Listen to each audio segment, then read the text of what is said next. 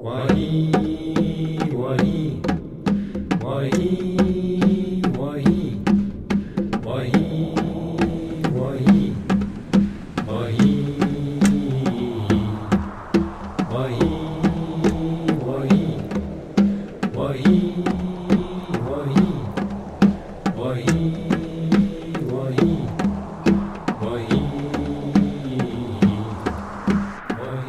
It's not so much that I prepare for surgery, I prepare myself all the time. It's a constant preparation, and there are additional things that I do.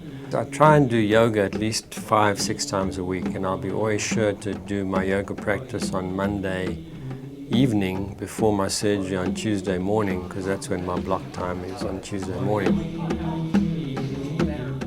I do an hour and a half of yoga, which really balances me out and sorts out my energy field in such a way that I restore and keep my equanimity factor, which I find is very important.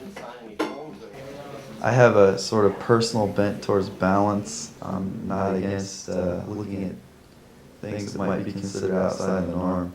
I work as a journalist, so I like to consider both sides of every argument, and I feel like this is kind of an extension of that.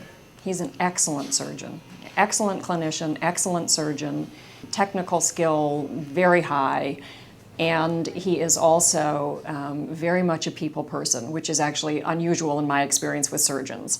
Since usually they're seeing patients when they're asleep, their people skills aren't always necessarily the best. And you know, Dave has a great blend of technical excellence and people skill. He's a very relaxed surgeon, which is oftentimes unusual. So it's always very peaceful to work with him and very pleasant.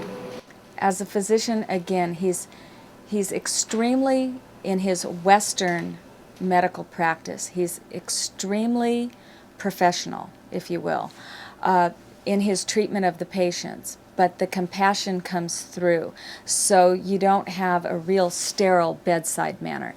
And what the patients say to me that I think is so great is that, oh, I feel so much better after I saw Dave.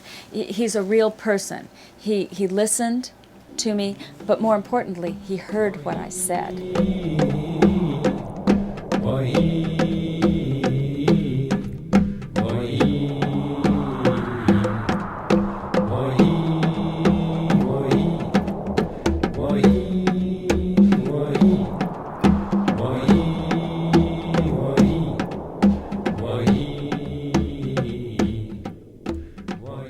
I first met David before I knew about his work, and I saw how the older people in Santa Barbara responded to him in his classes. And I loved watching, as an adult ed instructor, I loved and admired how people connected with him and listened to him. And I frankly first saw him talking as a doctor, a Western doctor, and saw the way he spoke with credibility in that area, and it made it a lot easier for me to kind of learn about his other work.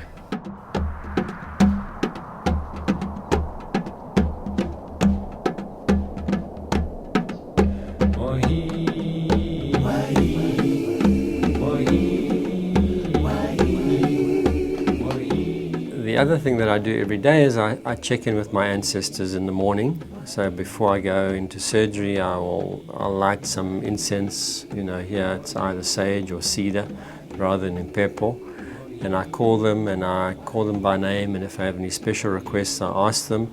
And one of my spirits is actually a surgeon, so I talk to him and I ask him for support. He was a teacher of mine in South Africa. And I often go through the surgery in my head before I go to sleep, and I ask for a dream. And then usually when I wake up in the morning, I go through the surgery again in my head. Usually the type of thing that I do, my practice that I've just described, is enough for me to get through. But for instance, in your case, you are bringing energies with you from South Africa. So in order to be sure that we've got the whole field covered and protected, I did extra rituals in the Ndumba yesterday. I prepared medicine and I gave you some to bring in with you to the operating room. And I prepared some for myself, and I gave some to my assistant, the scrub tech, who is a Latino, who's quite happy to, he didn't think it was strange. I would not give it to the anesthesiologist because he would be freaked out. My ancestors were not really traditionally religious in any sense of the word, either on my mother's side or my father's side. My father's side, coming from Eastern Europe, were much more traditional, but certainly not religious. I didn't have much contact with my father's side of the family. My main contact was with my mother's side of the family, and all of those ancestors were larger than life, especially on the male side. My favorite uncle was a farmer, and he was a prospector on the diamond mines, and he was a boxer on the diamond mines. He had a very colourful history. He told me stories since I was little, and he had a huge impact on my life, especially my relationship to wild places. I got into first year medicine, and then by default I just stayed in medicine, because at that stage I didn't really know what I wanted to do. But by the time I got into fourth year especially, I was convinced that I'd made the right choice, and I really loved it. So I finished at WITS in 1967, and then I decided to go into general surgery, and I went to England and then to Israel after that, and I worked in both those places. And I could have got jobs in both of those places, but the training in Johannesburg was so outstanding at that time. There's probably nowhere in the world that I could have gotten in and got trained the way I did. There was a fellow called Sonny Duplessis, who was the head of surgery, who was a legend in his own time. And then I decided to emigrate, because at that stage people were starting to move away from South Africa. I had 3 kids, and I was concerned that if they grew up, chances are that they would leave with the rest of the brain drain, and then I would be left, there on my own and have to travel back and forth like so many people I was beginning to see. So I left South Africa and was very lucky to get a position in neurology at Stanford. And as a compromise to my academic career, I found a private practice situation in Santa Barbara, California, which was just a magnificent place to live.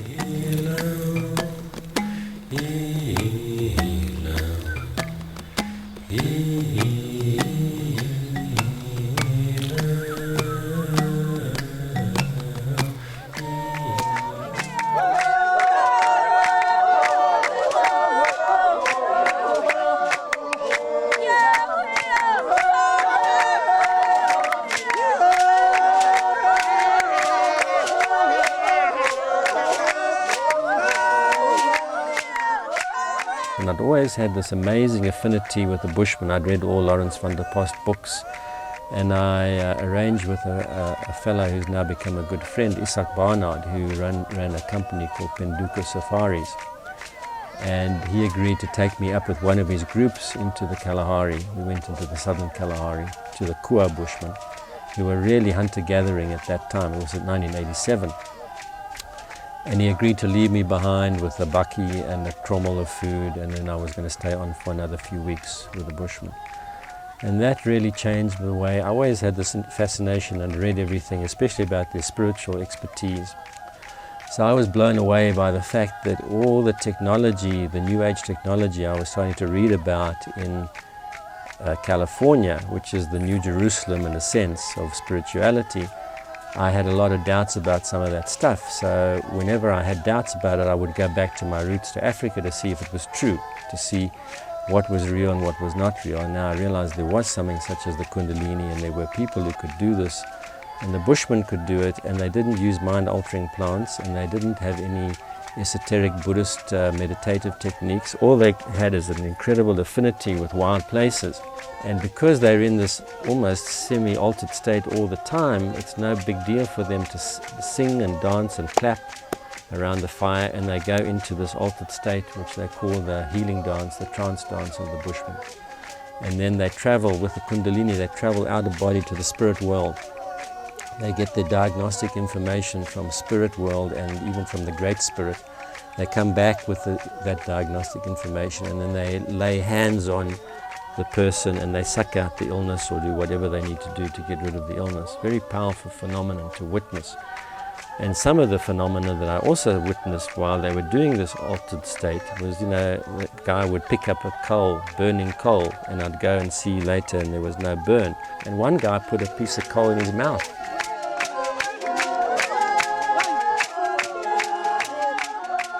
The actual trance dance is quite a phenomenal thing. If you listen to the Bushman music, it's a little bit like a mantra, a bush mantra.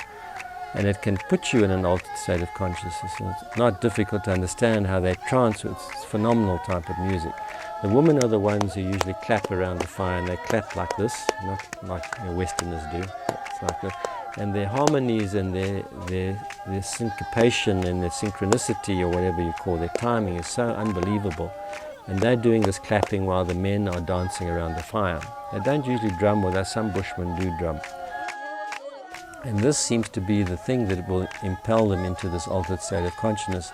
And there's also a particular rhythm to the dance. It's not a quick dance, it's a slow sort of rhythmic dance where they're going around the whole time. So I tried the dancing, but of course wasn't very successful at going into a trance. But I would love to have done that because it seemed to fit so well with what I wanted to do with my life. And then I did form a little company called Inward Bound, as opposed to the opposite of Outward Bound, going into wilderness in an inner directed way, so you could tune into the Mother Earth archetype, which is feminine, and know how to relate to the feminine.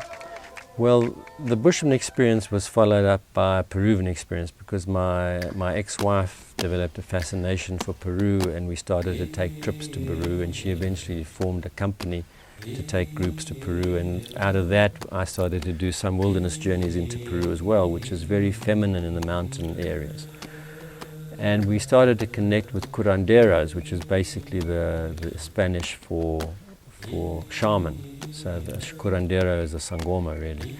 But the difference was that the mountain shamans, the mountain curanderos, use San Pedro cactus, which is a mind-altering drug, to get into an altered state, unlike the sangomas and unlike the Bushmen. So I had some experiences in Peru which I found incredibly useful to me, because being a left-brain surgeon, it was hard for me to break out of my ego and my groundedness to get into some of those states. And I don't think I could have done it without the ayahuasca is what worked for me, and I did it a couple of times there in Peru. And once I did it and I'd sort of been to the mountain, there was no need to knock on that door again, you know. So I didn't go back to it. I didn't like the mind-altering aspect, and I didn't know if it fitted with the Western paradigm. I thought it was great for if you're Peruvian, but it didn't seem to fit with the Westerners that I saw that were using it. But I learned a tremendous amount about healing from these curanderos, and I realized that, you know, here I was, a guy boarded in surgery in South Africa and England and in America now, and they seemed to know more about the principles of healing than I did. So I had a bit of an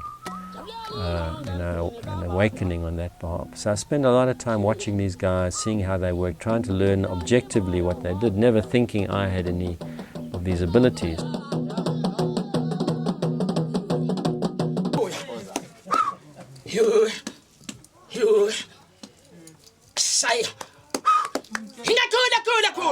So I didn't really think I had any abilities, but I would come back to South Africa and do trips with groups, inward bound trips, and then I would usually check in with a sangoma before whichever place I was in to see how the trip was going to go, because I had a lot of respect for sangomas like I had for curanderos. And they would invariably say to me, no, the trip will be fine, the group is okay, your plan is fine, but your mother's bone, the bone on your mother's side, is saying you must do our work, my work. You must throw bones, you must do dreams, you must use medicines, you must use muti. Now the first time it was kind of curious, and the second time it was interesting, and the third time it was flattering, and by the sixth time I was taking it seriously, because maybe I'm a bit dense, you know. But there were always different sangomas in different parts of the country, and it was always the same message, and it was always my mother's side. And every now and then one of them would say, there's a black woman who was a sangoma who wants to work with you and help you with the bones. And then eventually I was in Mpumalanga, and a woman went into trance and essentially read me the Riot Act and said, you're ignoring your destiny, you're ignoring your ancestors, they're calling you and you're not listening to them. And until you listen to them, your migraines will not go away. And this time I was getting really serious migraines every 3 weeks or so, which could, took me out for about 6 hours, They always went away, but they were very debilitating. And she said, they won't go away until you listen. So this is what's called the ancestor sickness, the Twasa sickness. A lot of people who are called by the ancestors get weird aches and pains, pain in the neck, weird abdominal cramps. They go to a doctor and they get CAT scans and MRIs. They can't find anything. I actually did have a body scan once to check. I didn't have anything in my head. It was fine. At least it was organically fine. And And the net result was that I decided to listen. So I checked out a few possibilities and eventually ended up in Swaziland with an elderly Zulu called P.H. Mshali, who I really liked because the first thing he said to me when I talked to him on the phone from California, I said, I need to get initiated. He said, you won't decide that. I will decide that with your ancestors and my ancestors.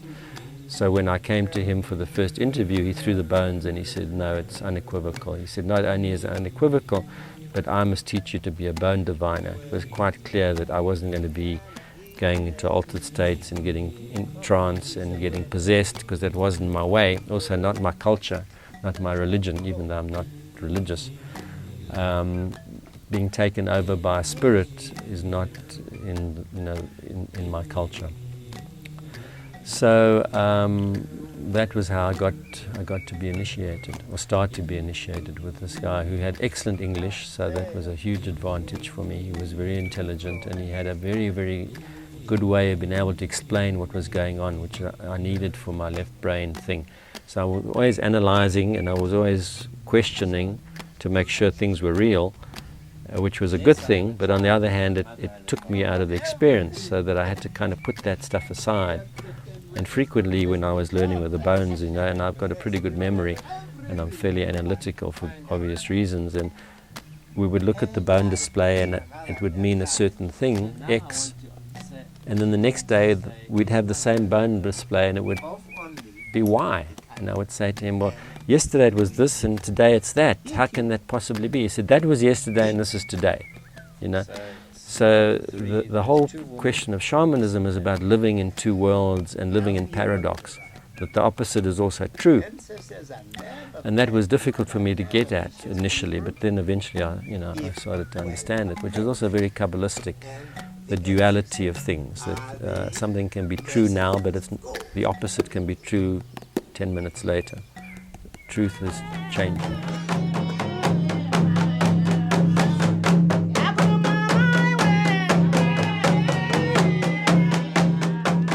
Everybody has the truth. Nobody has a priority on the truth. Everybody has the truth. The problem is the truth is getting distorted and polluted by modern day consumerism, this hypnosis of materialism, which in a way has become the dark side. The dark side comes in many different forms, and the dark side gets cleverer and trickier all the time. Lucifer was appointed by God to test between good and bad, between right and wrong. Otherwise, what would be the point? It would all be like spiritual diabetes. Life would be no fun at all. If there wasn't temptation and then you overcame temptation, how would you ever test yourself? So they look at it more in terms of, as you climb up the hierarchy of enlightenment, what the Kabbalists talk about is a costly compliment. When you get to a certain level, you're going to get opposed. Why? Because if you're living like a hobo under a tree, nobody cares about opposing you. If you're going to be CEO of a big company, you'll get opposition. If you're doing humanitarian work especially, you'll get opposition. If you're doing spiritual work, you will get opposition. And this is very true for the Sangoma path, and it's very true for the Kabbalistic path, and both of them believe in shades, intrusive spirits who are there to derail you. Both of them believe in witchcraft and sorcery. One is on this side and one is on the other side. And if you watch a Sangoma going into trance, they're often shaking. And shaking is often part of the Kundalini experience. And all African peoples that are sub-Saharan believe in a primal, feminine, snake, serpent-like energy that rests down here. And that in order for the Sangoma to be of any effect, essentially the initiation process is a way to mobilize the snake, to get the snake to move, so that in the yoga aspect, your third eye, which is the eye of clairvoyance, of intuition, can be opened and then you can see.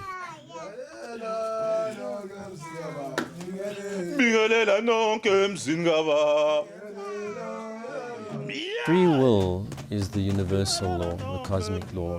Free will can never be abrogated at all, except to save somebody's life. You have free will not to become a Sangoma, but then you have to negotiate with your ancestors and say, look, I can't for this, and this reason. Please take away the ancestor sickness. Maybe I'll do it another lifetime. make no mistake, if you don't do it this time around, you'll have to do it next time around. So you may as well do it this time around.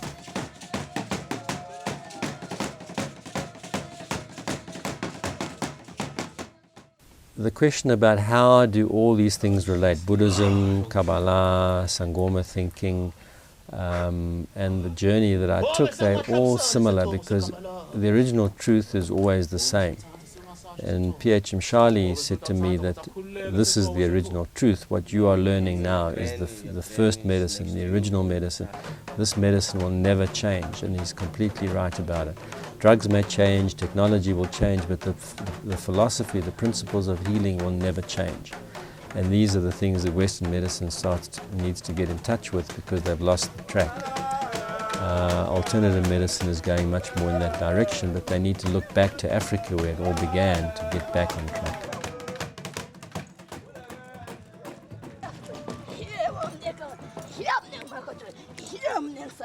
So what about the initiation and the foam that one has to drink twice a day? Essentially, you face the east in the morning, and you with a stick, there's special medicine in this pot, and with the stick you essentially get the medicine to foam out of the pot. And then you go down and you drink the foam as, again, respect to the ancestors, taking in the foam which has medicinal properties to help open your vision so that you can see, that you can dream, that you can trance, that you can do the work, you can see the bones, you can read the bones, and so on. It's your connection to the ancestral world, and it's a way of paying respect in addition. So you do this in the morning facing east, and you do it in the evening facing west with other rituals. And in a way it was interesting. There was a Californian surfer dude who saw this on a video once, and he said, "Oh, I understand, it's a foam call." And that's exactly what it is. It's a foam call to the ancestors. The information coming from the other side is not localized in time. So sometimes things take a long time to unfold. And in reality, in 1988, I had a vision in a shamanic ritual in the Amazon jungle of a house in a bushveld location with a very similar valley to this, with no roof on it. And I didn't understand what it meant. And when I started to look for a place to build a healing center in South Africa, I wasn't sure what I wanted to do, but I always knew that I wanted to come back to South Africa and have a place in the bush. And it seemed to fit that I should make this a healing center. And round about the time of my initiation, I had a dream I was going to my uncle's farm, my Uncle Sam's farm. But it wasn't his farm was in the Highveld. And what I came to was very much an area like this. There was a big mountain range with a rock formation, very similar to the one you see here. And there was a similar kopje on the other side with a big valley in between. And when I came to the farm to see my uncle, two bushmen came to meet me when I got out of my car. And they showed me the place, and the rocks were almost shining and glittering, and they looked like crazy paving that you sometimes see. They were much more accentuated than you see from afar. But if you go up close, they were kind of like you see that, and they were what Jung would call luminous or numinous. They were shining. It was an incredibly compelling dream. And after that time, I knew that I had to find this place. And I went to the Waterberg and I looked at places, and they sort of looked the same, but they really weren't. And eventually I ended up at this farm. It's called Uniondale, and now we've changed the name to Chisimani, which means the source or the spring, or it also means the Great Spirit. And the dream fitted the topography almost exactly. So when I was sitting here wondering why I'm here, then I always would go back to the original dream, the first dream with the house without a roof. And this house, when I first came, had no roof on it. So there were a lot of signs, a lot of signals from the actual topography, the rocks, the house without a roof way back in 1988, the baobab tree, the kippersol tree. It all came together to confirm the fact that I needed to be here.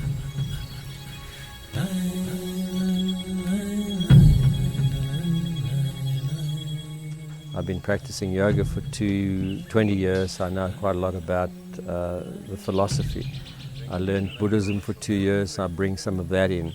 I know quite a bit about the Native American philosophy, so I brought in the Native American medicine wheel. I like the idea of a labyrinth, so we have a labyrinth for meditation here. So it's very eclectic, it's a hodgepodge, but the ultimate credit goes to the Sangomas and to my teacher, P.H.M. Shali, who basically opened the gate for me to get me through the veil to the other side. All those other things that I mentioned were subsidiaries and never really got me over to the other side, which is what the Sangoma technology did, the indigenous knowledge systems. And then when I finished my initiation, I realized that I had not learnt anything much about plant medicines, and my mentor said to me, no, your ancestors will teach you. And although I do dream plant medicines, I don't dream enough of them to be able to really have a decent repertoire. And you are what you are. I'm kind of academically and scientifically inclined, so I needed to come here, learn as much as I could about the plants, learn the botanical names, learn from different books what other people had used the plants for. And my goal was really not to try and learn the over 600 species of trees here in this incredibly biodiverse system, but to just learn the medicinal ones. So I wrote a little book together with Rhys Bester on the medicinal effects of some of these plants in the Soutpansberg. But I was actually more interested, as we talked about, on the magical aspects of the plants and focusing on what plants can help you connect with ancestors, what plants will help you prevent negative energies, what plants can help you dream, and so on. So what I came to realize that the actual decision about which tree to use is not that relevant. It's really how you feel about the tree, how your ancestors feel about the tree, because the plant becomes a password to the ancestors to do a certain job, a container for a message. And then I just developed my own repertoire, but clearly I wasn't going to ignore the plants that generations or eons of people had seen. It was said these were the plants that had power. And when you look at them, they have power. And when you smell them, they have power. And when you feel them, they have power, but you use them for your own methods. So gradually, over a period of 5 or 6 years, although I've used Sangoma wisdom to help guide me, I sort of developed my own protocols for what I use and when.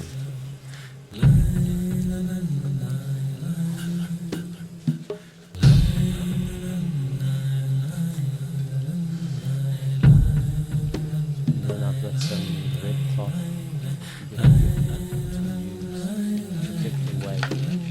Red is the color for protection. White is the color for the ancestors. So if you want to call the ancestors or have anything to do with them, you always wear white and use white.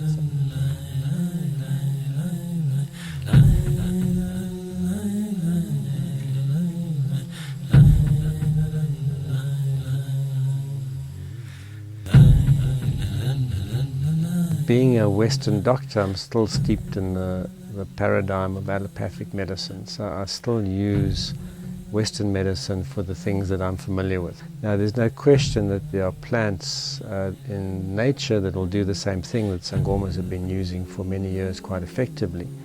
You won't find any really good studies showing that they work in particular situations. That doesn't mean to say that they don't or they won't if they were to do the study. But the truth of the matter is you cannot separate the medicine from the ancestor. So that when a Sangoma sees a client, they've often dreamed the client was coming to see them. They may have dreamed the medicine that the ancestor wants to give them. And then they will go and dispense that medicine to that particular person for that particular complaint. So it's really hard to know exactly how the medicine is working, but we know that it works. And it's probably a combination of pharmacology that's not well worked out, a combination of placebo, without question of doubt, a combination of distant healing, absolutely, using the password of the muti to get the attention of the ancestor, the most powerful password being an animal sacrifice, which doesn't often go down well with Western people, especially outside of this country.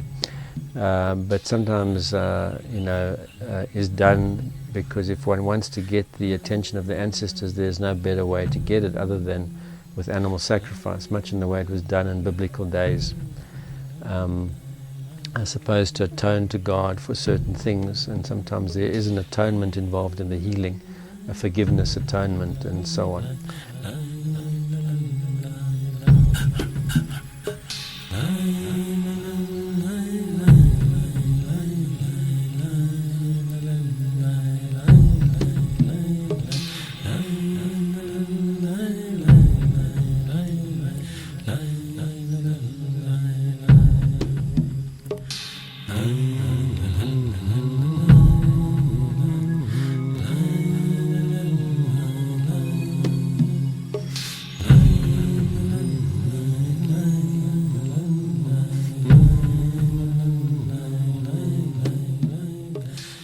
good thing about California, it's very easy to prepare the medicine. I can do it myself. I don't need 3 wives or, you know, a lot of muscle power.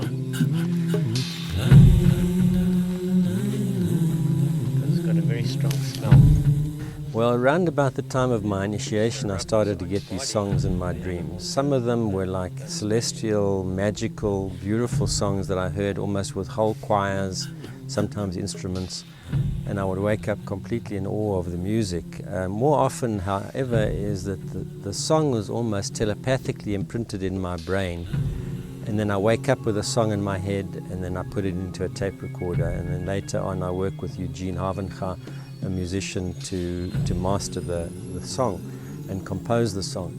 I'm not a musician. I can keep a tune, but I don't have a particularly good voice. But the ancestors are adamant that I need to be the one singing the songs. And Eugene, interestingly enough, agrees. You know, and although he does the harmonies, he'll never take the prime role in the song, even though he has a much better voice than I do. So the songs are not about form; they're about essence. They're not about show. They're about healing. And I don't know where they come from. My sense is that there are musicians out there on the other side who also haven't completed what they wanted to do in their lifetime. Maybe they had a fantastic array of songs that never went anywhere, and now they think, well, hell, Dave is here and he's the kind of channel for us. Let's give him the songs and see if people can enjoy them.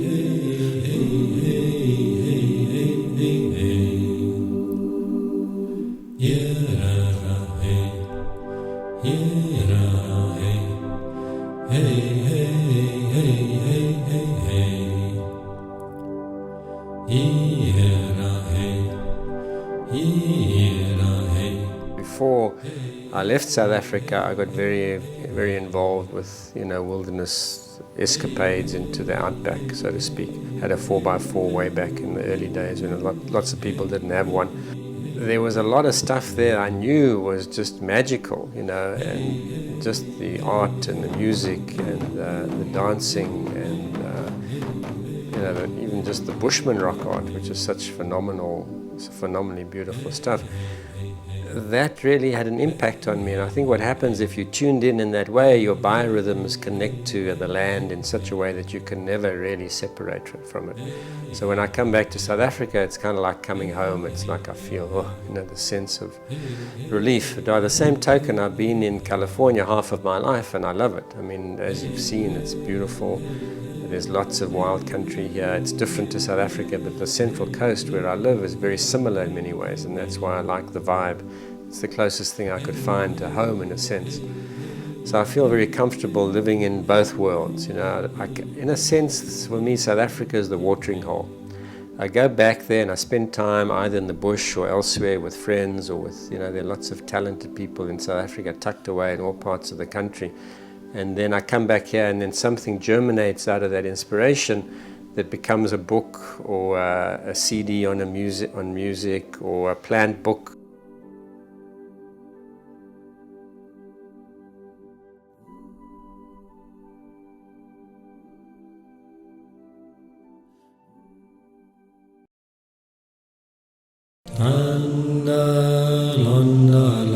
So yes, I think Cape Town is a bit like California. Like California is to the rest of the country, Cape Town is maybe to the rest of South Africa, or the Cape maybe.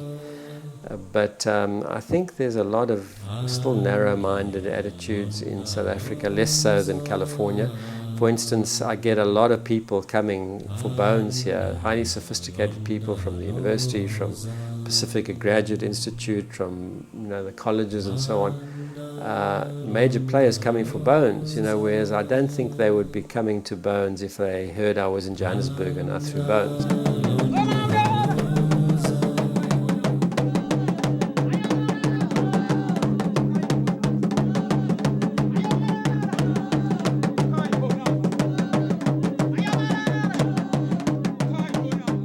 Well, after Chisimani was found in 2002, we would bring visitors from overseas, especially Americans, who were totally captivated by not only the indigenous healing wisdom, but also the magic of the place, the magic of Africa, the magic of pristine mountain wilderness in the tropics, in the Soutpansberg.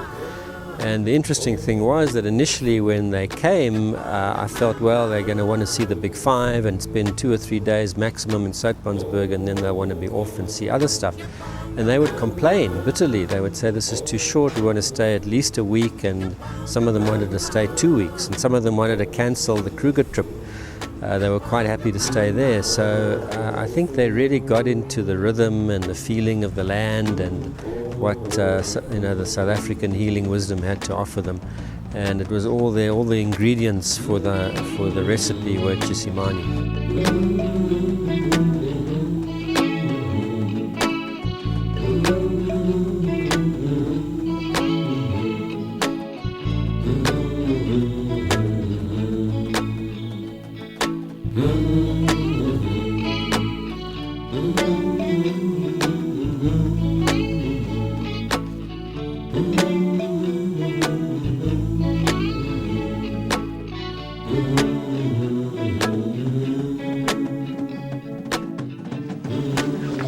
I feel honored. I had a premonition that something wonderful was going to happen on this trip. I had no idea what it would be. And I'm very thankful to these people for allowing me to have this experience. And I'm looking forward to seeing what it'll bring me and what I can do with it.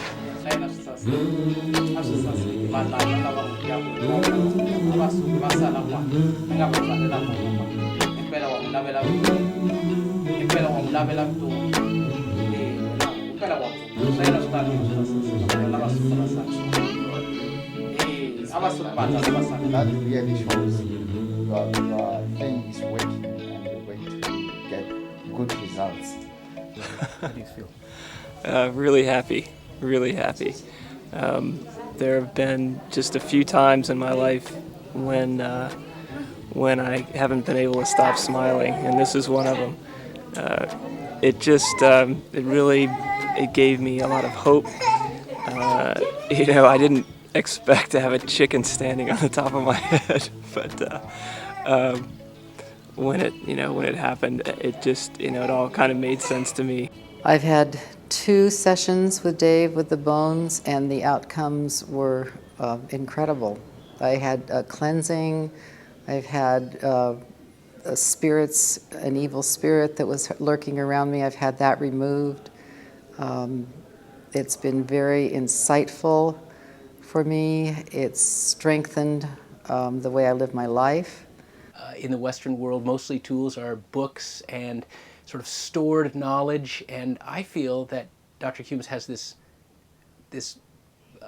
wisdom available to him that goes way beyond sort of the container of Western thought, and it does seem to have its place. It's probably not the best tool in all situations, and that's why I trust David, is I feel like he uses the tools that I'm comfortable with, that seem normal to me as a Westerner, and then he also reaches, really seems like back hundreds of years for tools that may be better. When I heard about the bones, about the presentations of ancestors and things, I said, well, that's fine, that happens to people. I didn't discount it, but I didn't buy into the thing completely. Mostly I get a different kind of clientele. Here I tend to get a very sophisticated clientele, not always, but sometimes.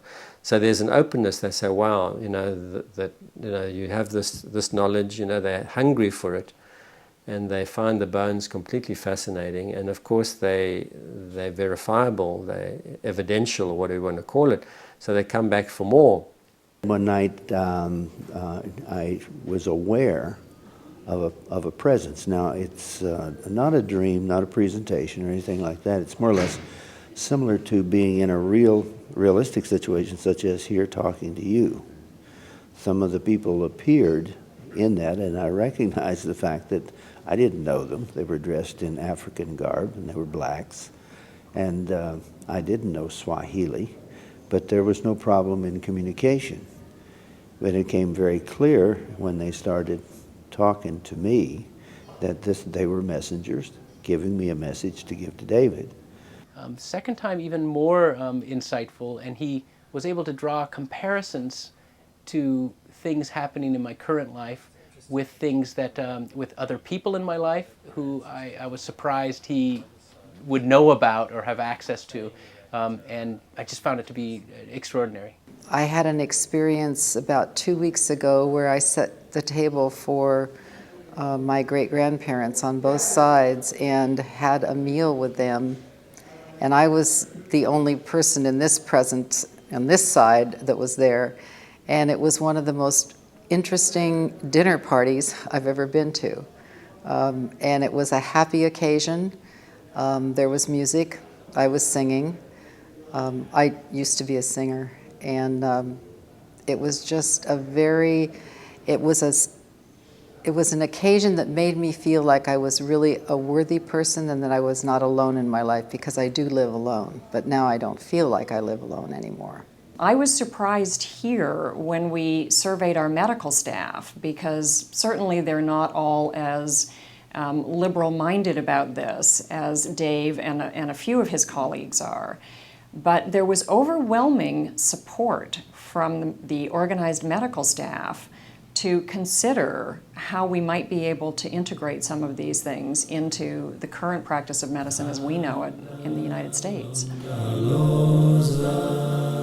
Chisimani I bought in 2002, and then even though there weren't any land claims at the time, as far as I knew, they surfaced later. And for various reasons I've decided to give in to the land claims, and I will be pretty much vacating Chisimani as soon as I get paid out the reconveyance.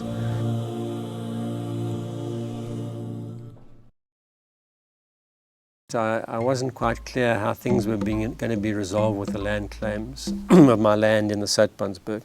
But now they've signed off on the property, and it's just a question of going through the reconveyance, which in America they call escrow, and I should be paid out. So I'm very pleased in a sense that I've come to closure. Last time you were there and you filmed, you knew I was closing up shop, and this will hopefully be the final closure to a very great experience I had. I was there for 6 years. I learned a lot of stuff from the local sangomas and a lot of things about medicinal plants I would never have had an opportunity to learn if I hadn't been on the land as much as I had. And in fact now I've got most of the knowledge I needed, so I'm finished my so-called residency program and time to move on. So when I was sitting here wondering why I'm here, then I always would go back to the original dream, the first dream with the house without a roof, and this house when I first came had no roof on it. So there were a lot of signs, a lot of signals from the actual topography, the rocks, the house without a roof way back in 1988, the baobab tree, the kipper salt tree, it all came together to confirm the fact that I needed to be here. When could also ask the question, if that was the case, why did they bring me to a place where there were going to be land claims and where I was going to lose the place? And I think the answer to that is they only wanted me here for a finite period of time to do what I had to do, which was learn plant medicines, connect with local sangomas, learn as much as I could from the old people, and then move on. At the end of the day, I've probably got 97% of what I came to do, and to spend another 10 years here getting the other 3% is probably diminishing returns. So in a way it was quite, although in the beginning I sort of wondered why did they send me here to a place that's been claimed, which I only knew about the claims after the fact. In reality it's kind of come here, live out your dream to be in the bush, learn as much as you can, end of the day you get your money back. It's not a bad deal. Nee, ek voel nie reg nie. As wel die plek toemaak, alles vat en alles breek, ons het lekker mooi gemaakt voor die wazimu, ons het die huisie gemaakt, alles met opa, alles is hier zo, maar nooit weet nie wat ons zal doen. Zal bewaken, ons zal zien wat ons gaan hier doen. So what is the significance of these skulls around the house? And I actually have 4 of them. In a way it's kind of sad because we talked a little bit about witchcraft and sorcery, and in spite of the fact that I've relinquished the land and I've decided not to fight the claim even though it's not a valid claim, We have still been inundated with quite a lot of sorcery and witchcraft that's been leveled at us. I think firstly to make sure that we didn't fight the claim, and then maybe secondly to expedite the process and get us out of here as quickly as possible. So essentially the baboon is the Mfeni. In my bone set it represents witchcraft. So in a way I'm using this to counteract the negative energies that might be directed at us. And this is special medicine that's in the form of a cross. It's not a Christian cross, it's more of a block. Nee, maskine saltumak mara ek fulni reg mara no as estate kan next maar doen. Will I ever lose the bond with Africa, South Africa? No, because like I say, it's the watering hole. Now I don't plan to invest in land there because I don't have the time or the money or the energy to go and do all that all over again. But I will certainly come back and do the same work. I'll hang out with the old Sangomas, preferably the old ones who have the old knowledge. I'll study more about medicinal plants. I get songs in my dreams, as you know. I'll work on those songs with my friend who's a musician. I'll always be coming back. I got a song last night for the place, and the words were, many times I forget the next morning, but it's down on my tape recorder. It was quite a mournful song, but it was basically, I think, a song of gratitude. Just to be thankful that I had the opportunity to be here. It's a little bit like a Buddhist sand painting. These Buddhists, they go and they spend often months doing this intricate painting in sand, and then they throw it away to show the impermanence of life. That basically at the end of the day you don't own anything anyway, and you can't take it with you. Sacred space. In Hebrew it's called a pardes. A wild land of sacred space. In Hebrew it's called a pardes. And they say, a piece of heaven on the way. A wild land of sacred space. In Hebrew it's called a pardes. A wild land of sacred space. In Hebrew it's called a pardes.